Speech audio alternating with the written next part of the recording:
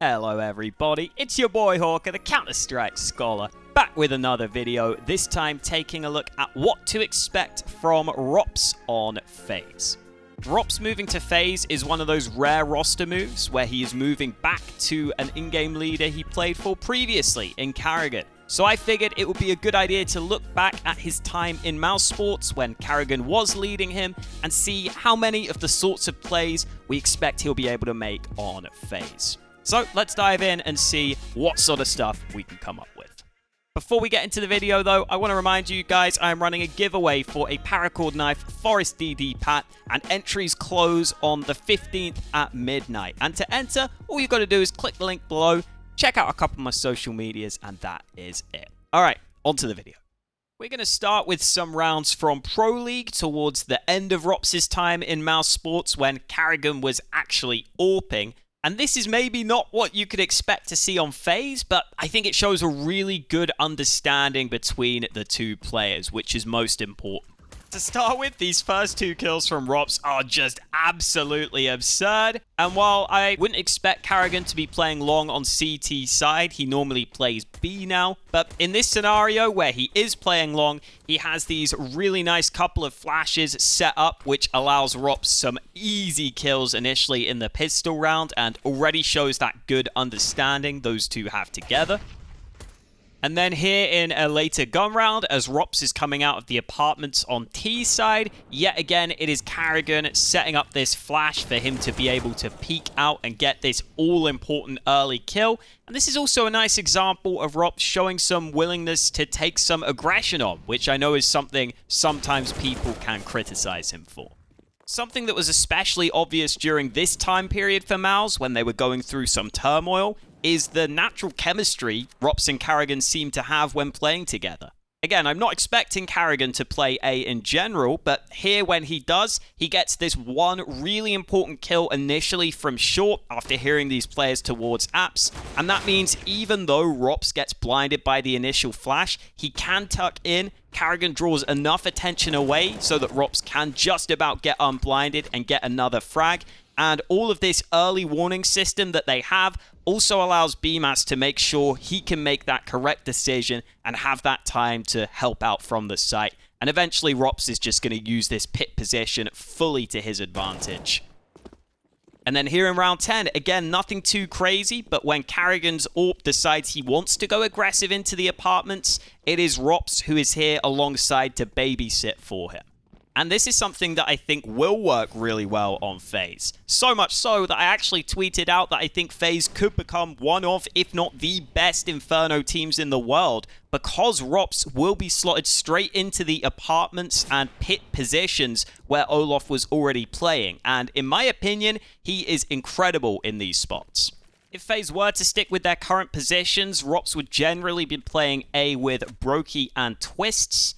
And while Twists might have some ideas, Brokey seems fairly quiet in general, and I think Ropz could definitely become somewhat of a site leader here. Especially if he makes some of these calls in conjunction with Karrigan, which I think is what happens in this round. mousesports here stack 3B early, and so instead of playing passively towards A and giving up a lot of ground, I love that Ropz seems to call for bmas to flash him into top mid early. He peeks down and doesn't spot anyone, and then realizes that they don't have to stick around in top mid, because now if they just fall back to the site, Team Spirit will have to be concerned about these top mid angles towards brackets and likely use some nades towards A before pushing, which will give mousesports that bit of early information if this were to be an A play.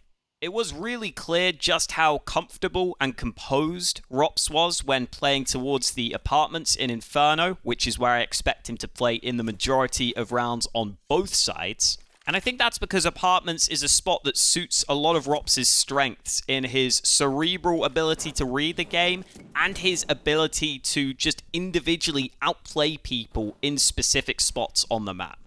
And this is why Inferno is so suited to Ropz, because it allows him to lurk in the apartments away from the rest of his team in almost every round. And you see here he turns it into 2 important kills, just playing so patiently out through apartments. Karrigan would also try to set up these sorts of plays for Ropz on other maps though.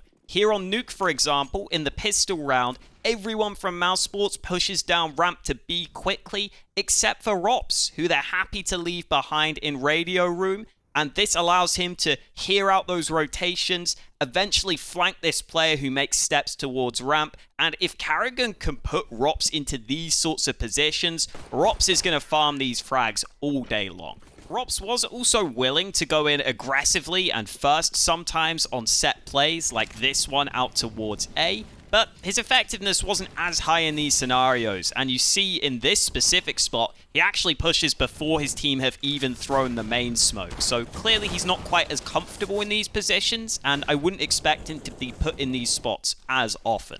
But I do think there are still some scenarios where Ropz is willing to take on aggression by himself. And that's either in scenarios where he thinks he can get into a really good position to cut off rotates, like in this round where he goes for the vent dive early and just holds in vents while his teammates come to help and eventually turns this into a frag.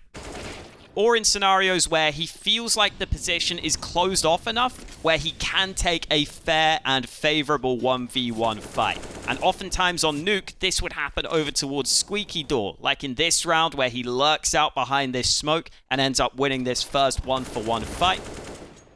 Or in this later round, where again Ropz is willing to force the fight through door, and again he's able to get the drop on this player, this time the man who was throwing the smoke from top hut. And having a player who you can put in these positions and you can just fully rely on to not make mistakes and sometimes even get you an advantage is something I think Karrigan's going to love having to work with. Switching over to Dust 2 and games that came from Katowice when there was still a little more structure in this squad. And yet again, Ropz is willing to go in first when it makes the most sense for him to on the team.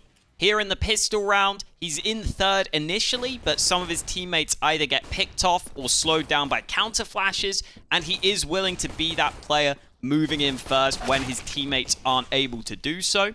Or here in round 11, in a gun round where he has the best long spawn, he knows that if he goes aggressive towards long with some flashes, he has a really good chance to take some fair fights, and that this is a positive play that increases mousesports' chances of winning the round. So he's willing to make it, and again, he's able to use that individual ability to win a couple of these early fights, with some flash assists from Karrigan again. Ropz would generally play over towards B on Dust 2 though, on both sides of the map, and throughout this map, his aim was very clearly still very good at this stage. This is a nice example of a round where he gets a couple of nice kills, and then this final flick onto He Who Must Not Be Named is a very nice cheeky little one-tap, and it turns out even if Hunden had a coach telling him exactly where his opponents were, he probably still wouldn't have got many kills. Moving swiftly on to what would be a more standard round I'd expect to see from Ropz throughout this Dust 2. He would generally spend a lot of the early round hanging around in towards tunnels, putting some pressure on the B site and making sure the CTs couldn't cheat away from this bomb site. And this eventually turns into another round where Ropz ends up being the first in for his team, although yet again you see he's not quite fully comfortable in this aspect of the game as the timing is slightly off and he ends up getting team flashed. It still works out okay though as Chris J picks up the trade. As I was saying earlier, Ropz would generally also be playing B on CT side, but in this pistol round, he has to rotate back to A, getting a kill in the process. But it's really the late round scenario that plays out with him and Karrigan that looks good for FaZe in this scenario. He waits for Karrigan to initially pop this flash before getting up close behind this smoke. And then Ropz, again, just shows a great understanding that he just needs to stay alive behind this smoke because Karrigan is too far away from him. He buys that extra time for Karrigan to get up close before he takes the fight. And that gives Karrigan that better opportunity to push in and trade off the back of him, eventually getting this final frag through. And then the final thing I want to do is just gush over Ropz for a second and some of the smart plays he makes. First one here in round 17, he gets this snappy kill onto this CT player, who he probably knew was here, but it's still a great frag. And then this flash overthrown through the mid doors forces Acor to be aware and respect the possibility of Ropz coming in through Xbox and through short. So Acor goes back to clear out that side, And Ropz, in that time, realizes he can find this angle up on top of the box so that when A-Core comes back to peek the bomb, he has a good off angle that A-Core can't expect to guarantee the round win. Then in the very next round, in this 4v5 retake on A, Ropz realizes there's a decent chance a Mad Lions player will want to try and make a play here, since a 4v5 with players on the site for Mad Lions in the post plant wouldn't be a great scenario. And just the game sense of the timing of this flank is fantastic. He peeks into Bubsky, who's flanking through the mid doors, just as Bubsky thought he was catching these players off guard. And again, that's more of that game sense that Ropz will be bringing to the table on this team. And that game sense is why he loves a lot of those solo spots so much. And then in the very next round after that one, so this is back-to-back-to-back rounds, he makes another great play. This time in an awkward 3v3, Ropz sits in towards elevator below the site, lets Mad Lions cross to the site itself, and after hearing this reload on long, he looks for that early frag, but then quickly turns around, and once he gets this kill, knows it's time to just drop back and play the post plant. And then once it goes into the 2v2, I love how Ropz peeks before this flash pops. If there was a player on long, it's almost certain he would be looking away from this flash briefly, and it gives that extra bit of time to catch the player off guard on the site. He ends up getting that kill quickly, and then once he gets up onto the site, just plopping this smoke down, making sure he can fight with Woxic because this opponent is going to have to peek to try and watch towards the bomb. Just 3 incredibly smart plays from Ropz, and this is the sort of thing I expect him to instantly bring to FaZe. Thanks for watching, hope you enjoyed. If you did, why not subscribe? And if you want more, YouTube thinks you'll like this video over on this side, and I am going to recommend a video where Liquid countered Ropz hard on Nuke over on this side. Check it out if you're interested. Thanks for watching, see you next time.